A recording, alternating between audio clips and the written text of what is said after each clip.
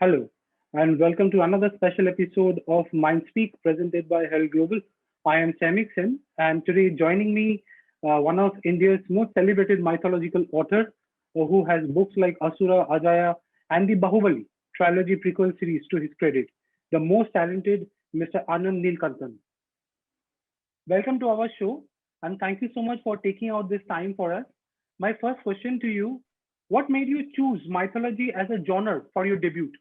I wrote what I know and what I like, what I am passionate about. It was quite natural that I went to mythology uh, because these were a part of growing up. Even now, it was a part of growing up. It was a part of what we call my childhood memories. So I grew up in such a place. That's why. Okay. So observing the pattern in your series, following the Asura to the Vanara, what made your voice or express the defeated side? Uh, there is what is the fun in writing the same thing. I wanted to give something different. It's not that I write Okay, only from the different side. I have written a lot of television series like Siya Ke Ram, Mahabali Hanuman, and all from the conventional side. But in the books, I wanted to explore the opposite side and see how it would look like. So it was just an experimental basis. I had done that. Nothing specific that I should write only from the opposite side. I have written from either sides in different media. okay. So what led you to write the three-book series, which are prequel to the film Bahubali? Actually, it is not that somebody made me write it. It is an official prequel. Mr. Rajamouli had contacted me after the first film had come. He wanted me to develop the world, the story world, and the backstories. So from that talks, this came out. So it was a contracted thing by the Bahubali producers and the director. And so I had developed the entire world, the three-book series, based on which the Netflix series also is coming. So it was Okay, done as an official thing. It's not a sure. fan fiction or inspired one or anything. It was a part Okay, of the Bahubali movie universe. It's a part of the okay, franchise. okay. You wrote two books from the series in 2020 during the pandemic. What kind of a headspace were you in that time? During the pandemic, we are going through so much. I wrote 4 books in that time, actually, not two Oh, books. okay, okay, I had written Chaduranga, the book 2 of Bahubali, then Asura Kids, the kids book, then Bahubali 3, and one audio book which will be coming out soon, and part okay, of film also. So all this pandemic gave me a lot of time. It's very unfortunate for a lot of people, but for writers, it gives a lot of time because we are always at the lockdown. Now to be at lockdown, so you are in the lockdown stage. It gave me a lot of space to write a lot. sure. The market is down, and all those things are there, and lots of difficulties there. The fear is there, uh, but the best way to overcome the fear is perhaps to sit and write. So I sat and wrote a lot, and published 3 books, and the fourth one is coming. Even now, again, it has gone to lockdown, so even now I'm writing a lot and reading a lot. Sure. So, what is your inspiration behind the children's book that you wrote? I always wanted to write for children, but I didn't have the courage to write for children. It's very difficult to write a kid's book rather than the adult's book. Kids are unforgiving. You cannot see when you are reading a book as an adult. If 3 or 4 pages in a 300-page book is boring, you tolerate it. Kids won't tolerate a single line. So I didn't have the courage to write. I always wanted to write. I think writing kids books is the toughest thing one can write. It's tougher than screenplays, tougher than novels, tougher than short stories. It's a tough space. Uh, I enjoy doing it. Good challenge. Okay. So, how did the pandemic affect you personally and professionally? Did it affect you professionally? Because, I think lockdown is a very good time for you in terms I of would writing say a lot of spare time in the sense that you don't travel. Most spare of the time. Yes. meetings are on Zoom. Otherwise, in the literary, there will be lots of literary fairs. You will be traveling across the country to different places. Then, since I do more of a script than books, the directors and other people will call to the studio to discuss in the shooting. Now it's pure lockdown time. You're purely at home. Whatever meetings are there, they are the Zoom. So I did not travel. I did not drive in the traffic. So it gave me a lot of time to sit and write. But psychologically, it is always tough not meeting people. That also is required in human life. There has to be a balance. And the news which is coming, so many unfortunate people, and you don't know what will happen to anyone. That way, it is really scary. I think I don't know how long it is going to go like this. True. That comes to my second question. The next question: do you think that writers and author columnists had to adapt and adopt in the course of the pandemic? More than writers, see, writers, the process is the same. No, whether you sit at home or someplace you go and sit and write. Only thing is, you will have to get used to lesser bookstalls are not there. When the publishing will come, there's a uncertainty like any other industry.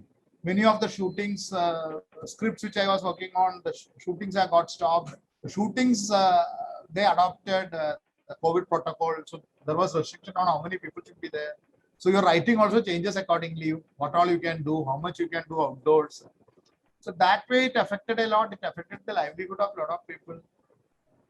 And if it continues like this, I don't know where we will end up. I want to tell it very optimistically, but it is also cruel to be optimistic when so many people are suffering. It is a very selfish service. I have seen many people saying positivity and all. It's an insult and humiliation to so many people who are suffering and running around for oxygen and medicines. Since you are not affected, you sit and say, be positive and have trouble with people who are at least sharing the news and trying to help others, saying that, or they are venting out their frustration of what is happening. You jump upon them saying that, please say positivity. There is a limit to positivity also. Human beings are the what do you call? They have to vent out. They have to. These are all frustrating times. Many people are having financial trouble. Many people are fighting for their lives. This is the wrong time to talk about the pop psychology, pop spirituality, and all those bullshit. And accept that we are in tough times and try our best to come out of it. And where the blame has to be laid, the blame has to be laid. Because it's a democracy and the blame has to be laid at the doors of the people who are responsible for this. If you don't ask questions, what is the meaning of democracy? Questions need to be asked. It has to be written in all mediums possible, and everyone should do that. That is a fundamental of democracy. We can see courts asking questions. We can see journalists asking questions. People also should ask questions and react accordingly. So, do you think the system has failed us somewhere in our country during this pandemic? There was no system in India. No, there is a system. It's all Ram Bharose. It's all God-willing things are going. There is no system in the country. It has been exposed. It's not failed. It has been exposed. Everybody has been exposed. There is a world beyond fake narratives and WhatsApp forwards. There's a real world out there. And that is knocking at our door. So it has been exposed, that's all. A lot of people have been exposed. The system has been exposed. It's not failed. It's all exposed. It was never there. It was only a fake narratives were there that is getting exposed, and it is sad that it needed a virus and a pandemic to get exposed to that. Perhaps we have pawned our intellect and Indians are prone to blind devotion, perhaps. That may be the reason. So these are all the reality checks. True. So a lot of aspiring writers look up to you. What would you like to tell them? I think first you have to write if you want to be a writer. Like any other profession, you need practice. If you are a musician, you will be practicing 5 hours, 6 hours, 8 hours, 10 hours. Same way, you'll have to be, if there is a concert, a musician will be practicing. If you're a cricketer, if you're a footballer, you will be practicing more. Same way with writing. Writing, there are two kinds of practice. One is reading. Read a lot, read extensively, read widely and deeply, but widely more. Because deeply will make you an expert and you will try to omit that into your story. People are not reading the story for information. They can just as well Google it.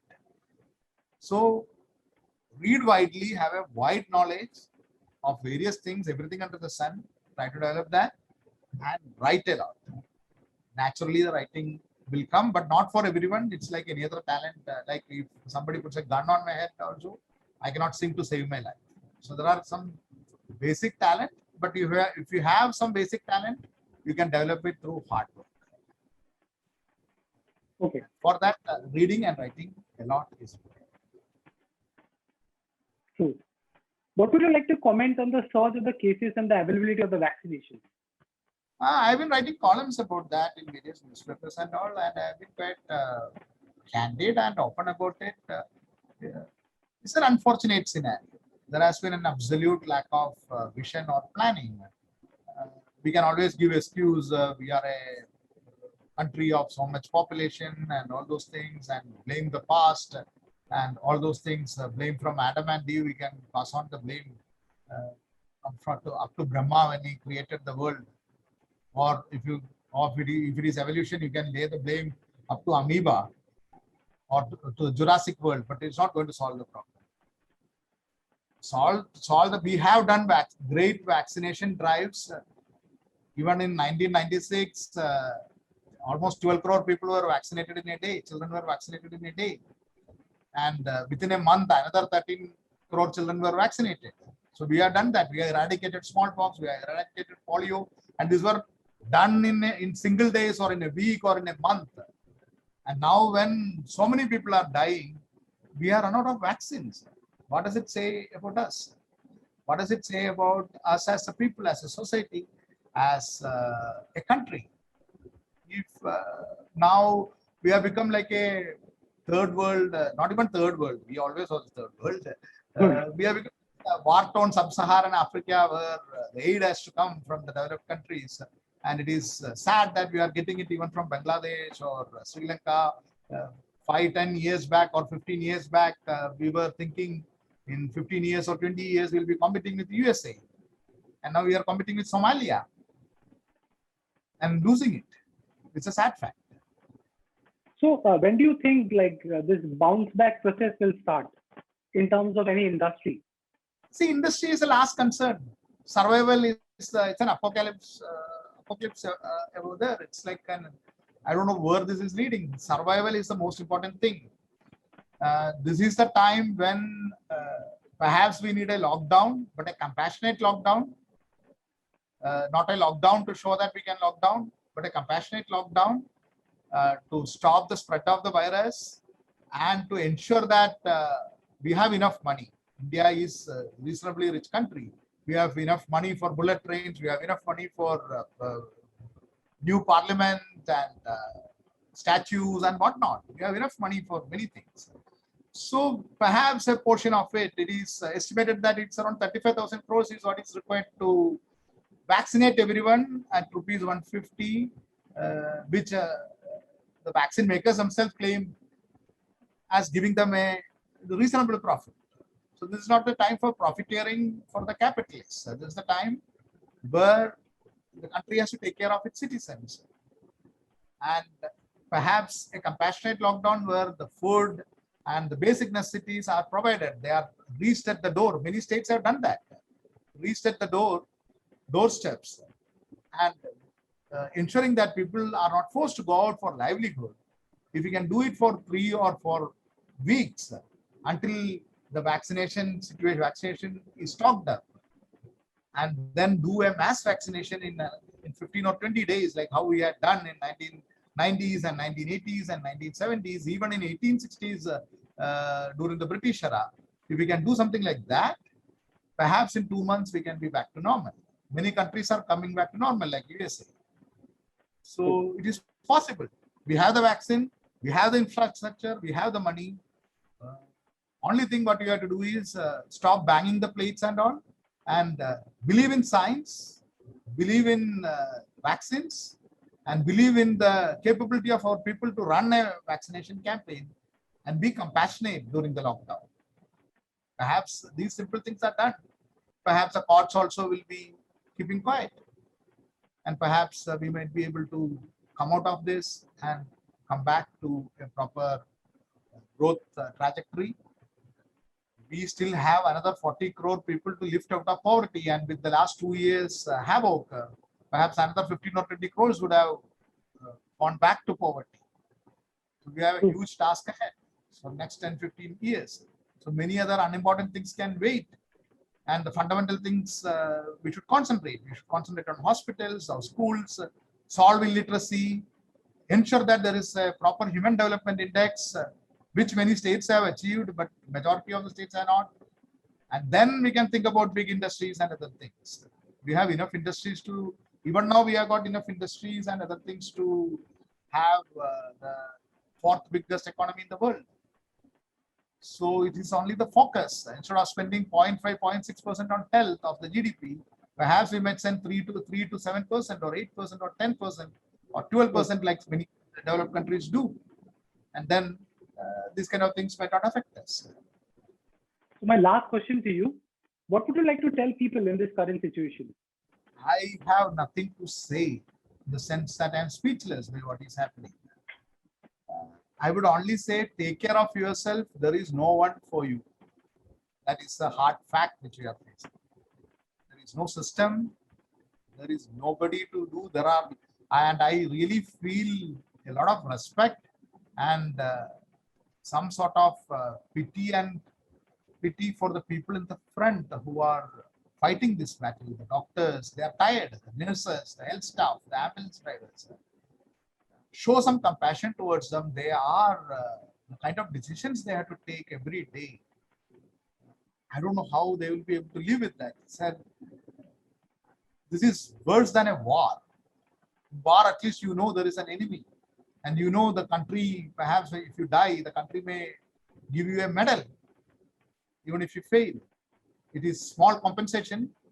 And it is well deserved also to the soldiers who do that, who stand vigil at the border. But just imagine the case of the nurses, the doctors who are not adequately paid, especially the nurses and the other support staff, working 24/7, and finally getting sometimes beaten up because the system has failed and they were helpless, day in and day out. The policemen who stand on the street, who are trying to ensure that people wear masks. There are a lot of people, a lot of common people who are bigger than gods, who are doing more than the God's work, more than the divine. Perhaps some part of the devotions which we give to undeserved people, the respect we give to the people who don't deserve it, perhaps we should give something of it, a percentage of it, to these frontline values, and don't make the task more difficult with our arrogance, with our belief in fate or fake medicines or fake gurus. Please don't do that. Constitution talks about scientific temper. And it is sad that after 70 years of independence, after 67 years of such a great constitution, we are still going around with quacks and believing in magic. Very unfortunate. Very unfortunate. Okay. Thank you so much for your time.